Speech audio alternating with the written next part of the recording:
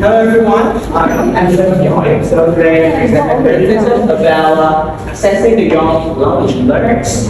And the first question I want to ask all of you, what are the traditional ways that you have been applying for teaching in your educational environment, like GTN, ODN, or AUM?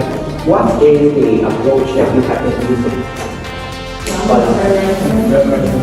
Yeah, can you tell me the effects of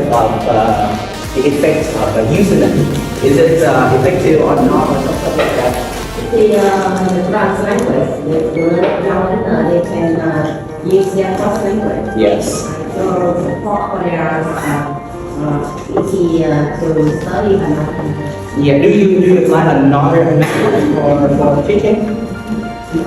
Yeah, another method.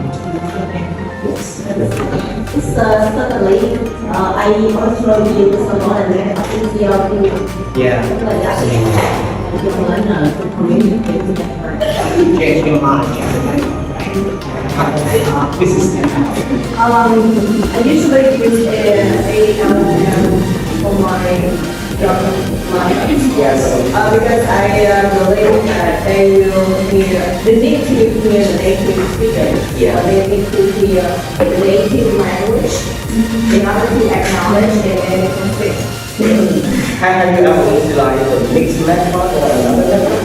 I usually use mixed method.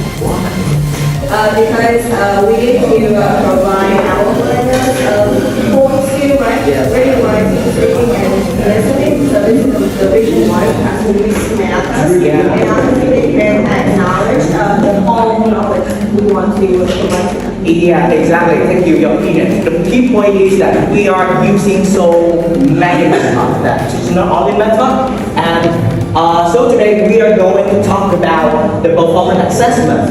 And we have three main topics. The first one is the performance assessment, the second one is portfolios, and the last one is age-appropriate criteria. And another thing that I want to ask you one more question quickly. Have you ever heard that word, performance assessment? What is that? Is that the way that the students can remember vocabularies or grammar, or is the way that the students can use English or new language effectively? Which one? The first one or the second one? Mrs. Beauty? The performance assessment, Yes. yes, I think the first one, The first one, can you explain a little bit? yes, Yes. The first one, why? because the student can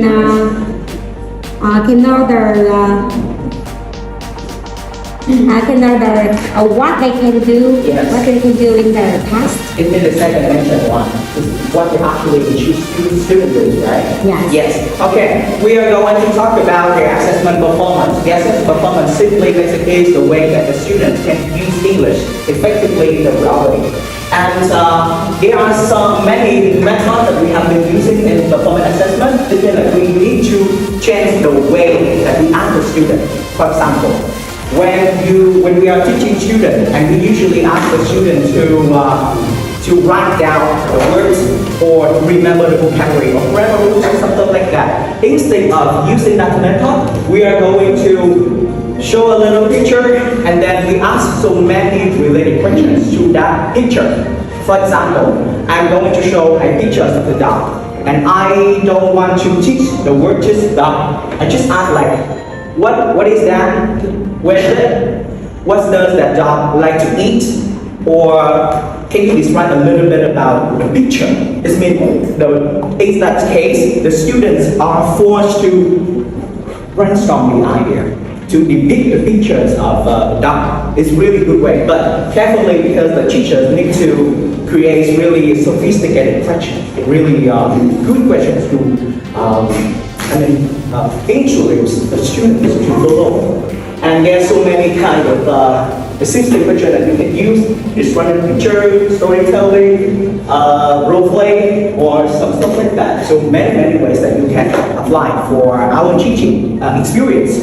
And the next thing, we are going to talk about the blueprint.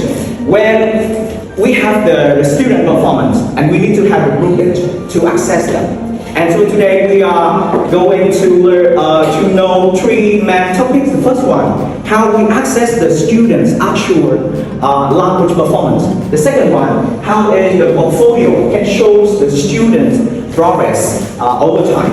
And last but not least, that the rubric can make our assessments to be clearer and fair for the student. The next thing, we are going to talk about this mentions that we usually apply so many really basic criteria for students for speaking test. As he mentioned, so many domains, language domains, like check the comprehension, grammar, fluency, and vocabulary. Isn't it? As author has really clear criteria to access the students, right? And I want to ask you that what is the thing that make the criteria to be clear? For example, when you access the student in our class, like a pronunciation, what is the criteria for that? Grammar rules, what is the criteria for that? Can you give an example? We need to present specific criteria like pronunciation. For example, pronunciation? Organization. Yes. Spelling, look like the task completeness. Ah, the task completeness. Okay, very good. Thank you. The next part, we are going to talk about portfolio assessment. Portfolio assessment is basically the way that we can report the student's performance. And it's meant like the teacher usually, when we practice, the teacher usually gives their students some assessment. They report the speaking test, they report the writing test, or they say every kind of the essay, something like that. For example, the teacher would give the student the test on October this year. And in the next year, October next year, we compare two results of that. And we can see the development of students. But there are so many advantages and disadvantages of that. Can you tell me one advantage that could be evident and one disadvantages that we can see when we apply this portfolio assessment? Yes. For example, the advantages of the portfolio assessment that we can see the whole process of development of the student, right? But the disadvantages, it takes time to remember. 1 year, 2 years, 6 months, or 3 months. But reserving some kind of documents, the videos, the recordings, the voice recording, really hard. And it's it requires the time. It really takes time, right? And I think that we have so many kind of assessment to give the student. For example, you can say the right example, say the document, drawing a description, speaking recording. Speaking recording is really easy one. You just use the phone and you record the voice of the students, and then we save that, and then we compare to the future recordings, right? Really beneficial, but it's really hard to maintain as method. Yes. The next thing, we are going to talk about the classroom application. For example, instead of showing the list of the words, the list of the vocabulary, and I'm going to show you a picture of so many animals, and then I'm going to give you 3 words, isn't it? Like, if you can name the name of the animal, you get 1 star. You can describe and use simple sentences, and we get 2 stars if you say 2 or 3 words. And the next thing, we have speak clearly. They are really clear criteria, right? If you want to access the students in our class, because it is a speaking test, and these are the really clear criteria for you to apply in our kind of the test room, right? And instead of using the way that you give the score to the student, you see the star. It's really sometimes more dangerous the sport, because when you eat the sport, the peer pressure of the student maybe make them to be annoyed, right? Yes, but the study, that's okay, no problem. And have you ever been applying this method in our experience teaching?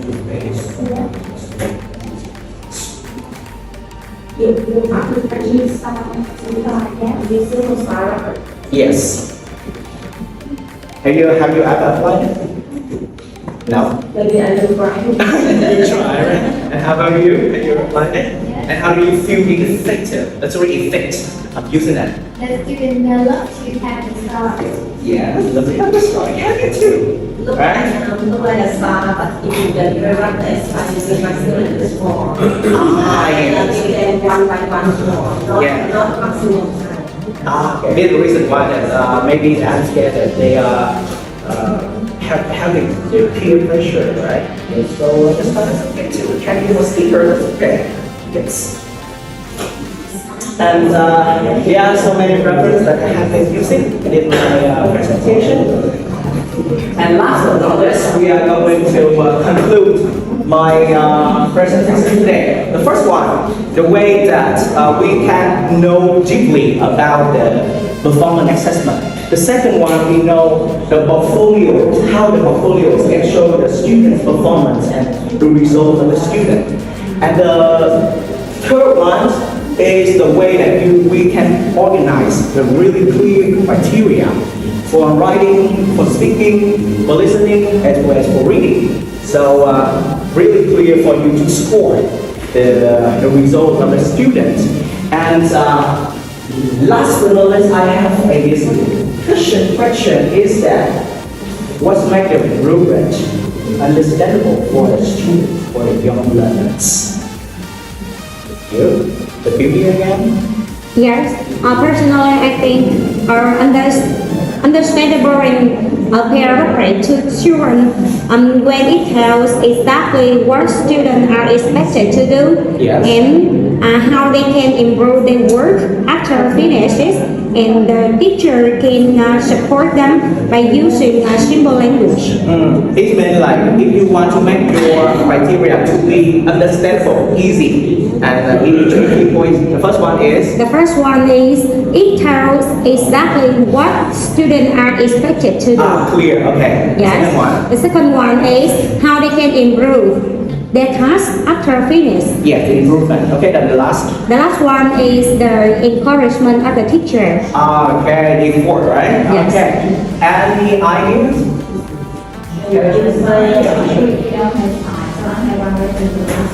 Yes.